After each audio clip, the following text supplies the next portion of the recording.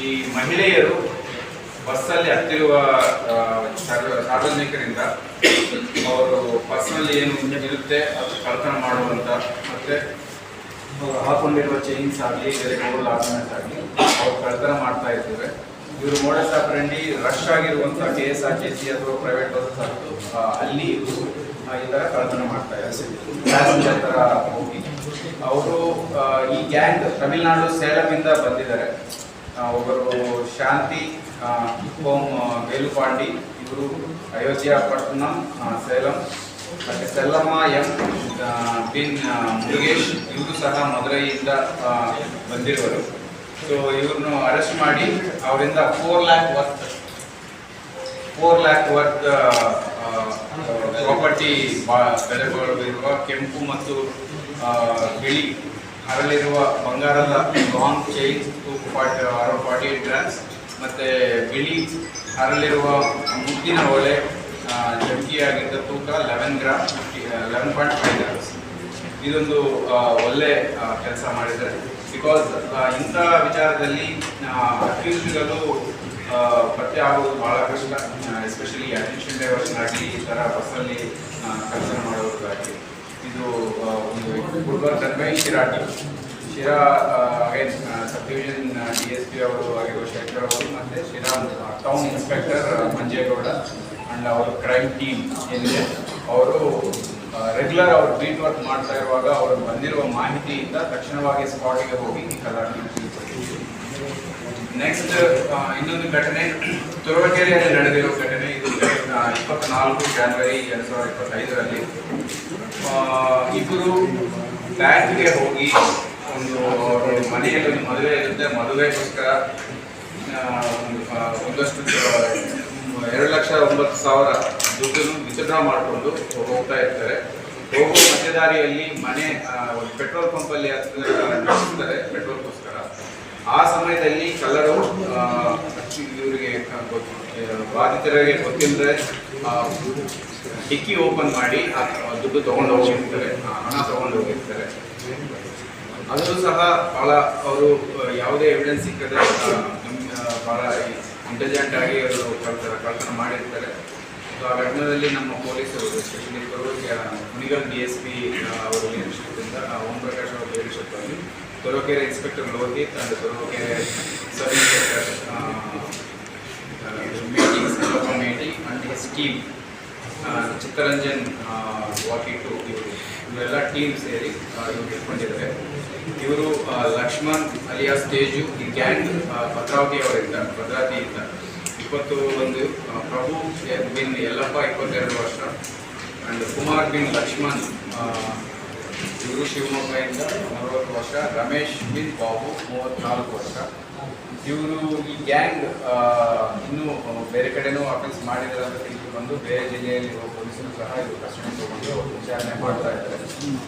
And ಇವ್ರ main modus ಆಪರೆಂಡಿ ಏನಂದರೆ ಈ ಥರ ಬ್ಯಾಂಕ್ಗಳಿಂದ ಯಾರಾದರೂ ವಿತ್ಡ್ರಾ ಮಾಡಿಕೊಂಡು ಆಚೆ ಬಂದಾಗ ಅವ್ರನ್ನ ವಾಚ್ ಮಾಡಿ ಅವರು ಸ್ವಲ್ಪ ಅಟೆನ್ಷನ್ ಬೇರೆ ಕಡೆ ಇರುವ ಸಮಯದಲ್ಲಿ ಹೋಗಿ ಆ ಕಳ್ತನ ಮಾಡ್ತಾರೆ. ಆ್ಯಂಡ್ ಇವರು ಮೇಜರ್ಲಿ ಎಲ್ಲ ಗ್ಯಾಮ್ಲಿಂಗಿಗೆ ಅಡಿಕ್ಟ್ ಆಗಿರುವಂಥ ಗ್ಯಾಂಗ್ ಇದು. ಸೊ ಇವರು ಆ ಗ್ಯಾಮ್ಲಿಂಗ್ಗೋಸ್ಕರ ಈ ಕಳ್ತನಗಳಿಗೆ ಎಲ್ಲ ಜಾಸ್ತಿ ಮಾಡ್ತಾ ಇದ್ದಾರೆ ಅನ್ನೋದು ನಮಗೆ ತಿಳಿದಿದೆ. ಒಬ್ಬ ಅಜ್ಜಿ ಮನೆಯಲ್ಲಿ ಮಲಗಿರ್ತಾರೆ. ಅರ್ಧರಾತ್ರಿ ವೇಳೆ ಒಬ್ಬ ವ್ಯಕ್ತಿ ಬಂದು ಮನೆ ಒಳಗೆ ನುಗ್ಗಿ ಆ ಅಜ್ಜಿ ಕಿವಿ ಓಳೆ ಕಿತ್ಕೊಂಡು ಹೋಗಿರ್ತಾರೆ. ಅವ್ರ ಕಿವಿನೂ ಸಹ ಡ್ಯಾಮೇಜ್ ಆಗಿರುತ್ತದೆ.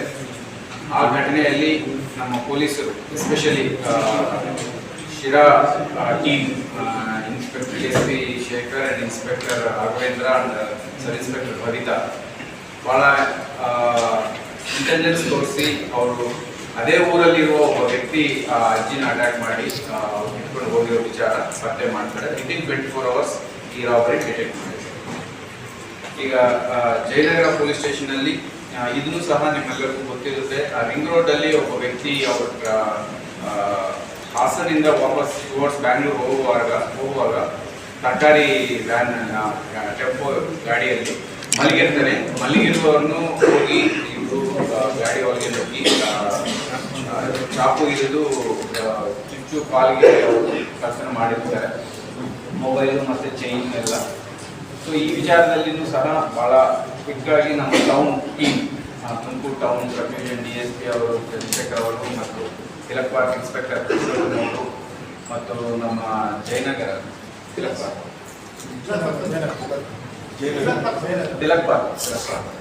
ಪಾರ್ಕ್ ಪೊಲೀಸರು, ನಮ್ಮ ಸಬ್ ಇನ್ಸ್ಪೆಕ್ಟರ್ ಅವರು, ಇವರೆಲ್ಲ ಟೆಕ್ನಾಲಜಿ ಯೂಸ್ ಮಾಡಿ ಅಲ್ಲೇ ಜಯನಗರ ನಮ್ಮ ತುಮಕೂರು ಯಾವ ಏರಿಯಾ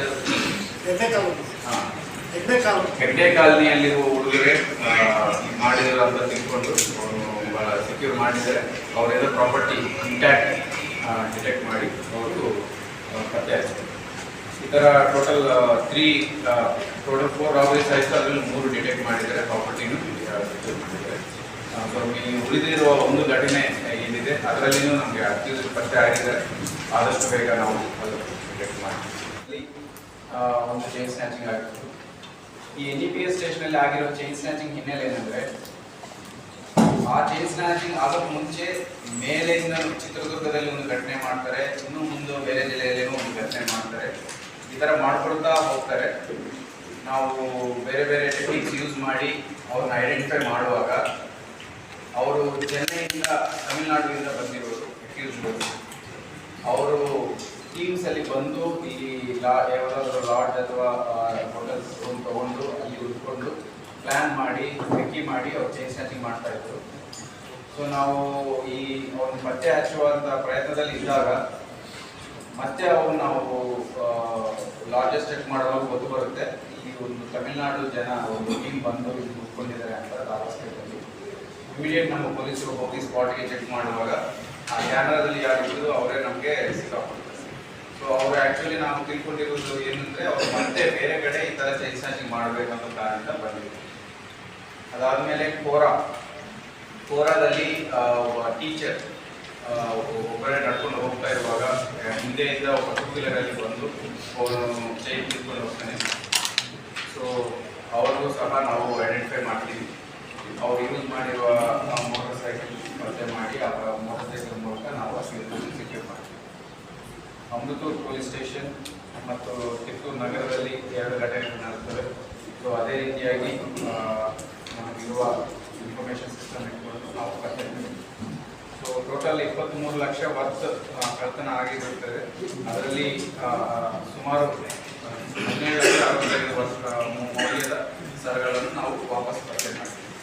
ಇನ್ನು ಉಳಿದ 3 ನಾವು ಆದಷ್ಟು ಬೇಗ ಪತ್ತೆ ಮಾಡ್ತಾ ಇದ್ವಿ. ಒಂದು 2 ವಿಚಾರಗಳಲ್ಲಿ ನಮಗೆ ಈಗಾಗಲೇ ಅಕ್ಯೂಸ್ ಯಾರು ಬಂದಿದೆ, ಆದಷ್ಟು ಬೇಗ ನಾವು